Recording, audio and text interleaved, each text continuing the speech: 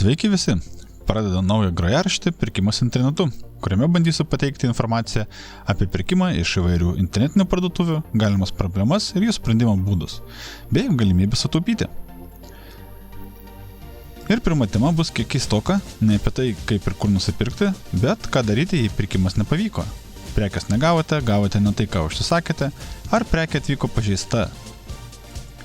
Taigi šios dienos tema – kaip susigrąžinti pinigus iš AliExpress prekybinės sistemos. Taip, būtent prekybinės sistemos, kadangi AliExpress nėra parduotuvė. Tai tik sistema leidžianti įvairioms parduotuvėms ir pardavėjams parduoti savo prekes. Visų pirma, kad neapsigauti ir kad netektų kovoti dėl sumokėtų pinigų, visada skaitykite pilną prekės aprašymą. Kadangi antraštė ne visada tiksliai atspindi parduodamą prekę ir apsigauti tikrai lengva. Taip pat skaitykite atsiliepimus ir žiūrėkite pardavėjo reitingą. Jei perkate iš žemą reitingą turinčio pardavėjo, rizikuojate gauti nekokybišką prekę ar gauti žemą lygio aptarnavimą. Na, bet tarkime, jog prekę jau užsisakėte ir siuntą gavote, arba jos negavote, bet pirkėjo apsaugos laikas jau baiginėjasi. Taigi, jei pirkėjo apsaugos laikas jau baiginėjasi, galite paprašyti pardavėjo laiko pratęsimo. Tačiau, juk irgi negalite laukti amžinai. Pagal AliExpress taisyklės, jūs kaip pirkėjas galite pareikalauti atgal pinigus už negautą prekę arba už gautą, bet netinkamą prekę. Jei prekės negavote, viskas pakankamai aišku ir paprasta, bet jei prekę gavote, bet ji yra defektuota ar netinka aprašymo, tai jau visai kita istorija. Abiem atvejais turėsite iškelti ginčą, dispute. Taigi gavus prekę, rekomenduoju bent telefonu nusifilmuoti jos išpakavimą, kad turėti įrodymą, jog tai, ką gavote, yra būtent tai, ką gavote.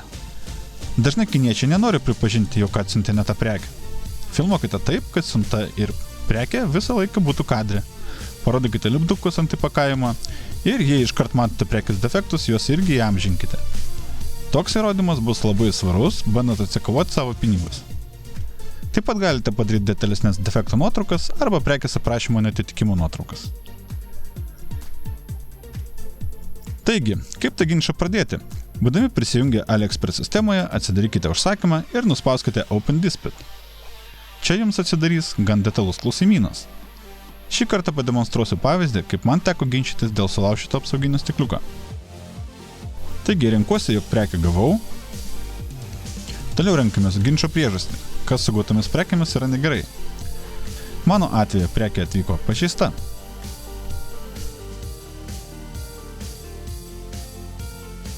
Ir renkime sumą, kurios reikalausime. Pasirinkti galime kaip ir dalinį grąžinimą, taip ir pilną. Aš renkuosi pilną sumą, kadangi prekė yra visiškai nepanaudojama ir būtent dėl pardavėjo kaltės, blogo įpakavimo. Į klausimą, ar noriu išsiųsti atgal prekes, renkuosi ne, kadangi nemanau, jog pardavėjas nori gauti atgal sudaužytą stikliuką. Be to, man tai kainuotų siuntimą. Realiai pardavėjas gali pareikalauti išsiųsti prekę atgal, jei jūs kreipiatės dėl nedidelio defekto ar aprašymo neatitikimo. Bet pabandyti nesiųsti prekės atgal, ypač jei norite dalinės kompensacijos, tikrai galima. Toliau rašome visas aplinkybės, stengdamiesi viską išdėstyti kuo aiškiau ir detaliau. Tai bus mūsų pretenzija, kurią galbūt skaitys ne tik pardavėjas, bet ir galimai AliExpress atstovai, jei su pardavėjas susitart nepavyktų.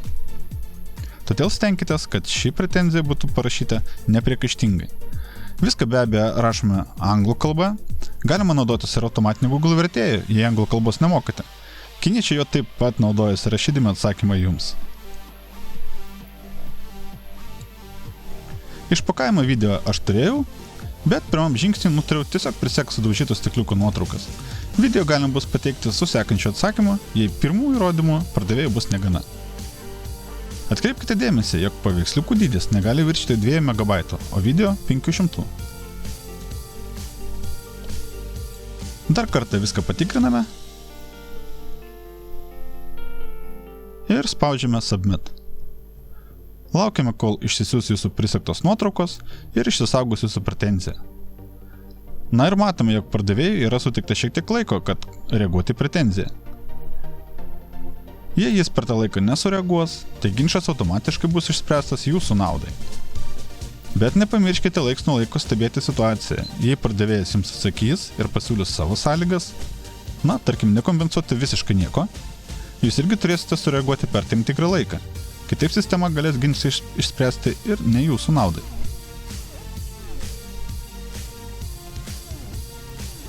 Per visą ginčo eigą jūs galite modifikuoti pretenziją.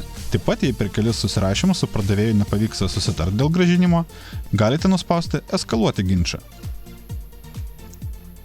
Tokiu atveju prie ginčo sprendimo prisijungs ir AliExpress komanda. Taip pat ginčas eskaluosis automatiškai, jei po kelių susirašymo ginčo metu viena iš pusių nustos reaguoti ir pasibaigs reagavimui skirtas laikas. Tokiu atveju jau nieko pakeisti negalėsite, sprendimą priims AliExpress specialistai ir sprendimas priklausys nuo pateiktų įrodymų. Konkrečiai šiuo atveju pardavėjas po kelių dienų sutiko su mano reikalavimais. Belieka laukti lėšų apdorojimo ir pinigų grąžinimo į mokėjimo kortelę ar elektroninę piniginę. Ginčas išspręstas mano naudai ir aš atgausiu pilną sumą. Užsakymų sąraše galėsite matyti pinigų grąžinimo būklę.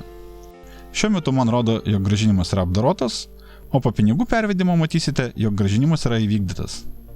Ta patvirtina ir įplauka mano banko sąskaitoje. Tikiuosi, šis trumpas gidas padės jums spręsti iškilusias problemas perkant internetu iš AliExpress prekybos aikštelės.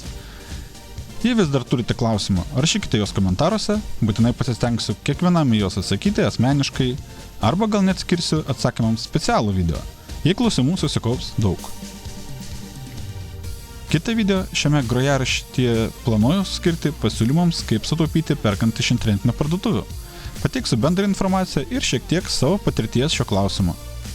O patys nekantriausi gali pažiūrėti šį video aprašymą ir nuspaudę ten esančias nuorodas, taupyti gali pradėti jau dabar. Taigi, šį kartą tiek, dėkoju tiems, kas pažiūrėjo iki galo. Jei video buvo naudingas, nepatingėkite nuspausti like po šio video, o gal netgi pasidalinti šio video su savo draugais. Man būtų labai malonu. Iš anksto jums dėkoju už tai. Iki kito karto. Ate.